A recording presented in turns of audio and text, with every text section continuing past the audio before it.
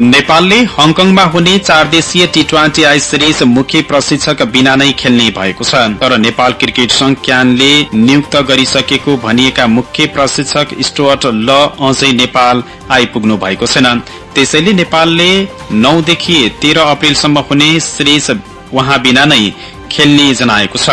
क्यानका manager Vinod दासका अनुसार श्रम स्वीकृति सम्बन्धी कानूनी कुरा मिल्न अझै बाँकी रहेको कारण नेपालले हङकङको सिरिज नेपाली प्रशिक्षक बिना नै खेल्ने पक्का भएको बताउनु भएको छ। उहाँ चाँडै नेपाल आउनुहुनेछ, तर उहाँको नियुक्तिमा विभिन्न निकायबाट स्वीकृति लिनुपर्ने प्रावधान रहेको छ। अहिले खेलकुद मन्त्रालय र राष्ट्रिय खेलकुद परिषद राखेपको स्वीकृति लिने प्रक्रियामा छौं उहाँले भन्नुभयो। सिरिजमा भने नेपाल र घरेलु टोली हङकङ सहित कतार र कुवेतको सहभागिता रहने भएको छ।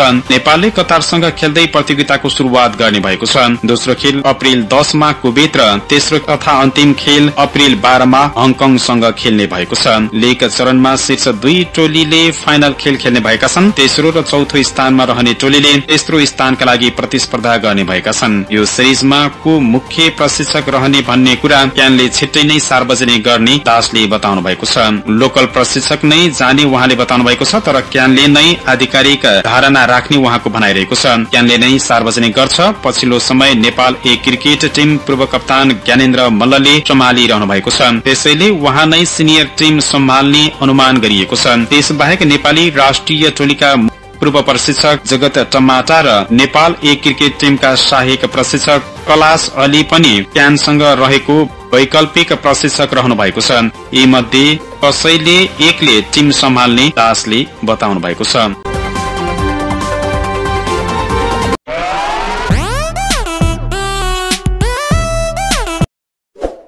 ताजा समाचारका लागि हाम्रो च्यानललाई सब्स्क्राइब गर्नुहोस्।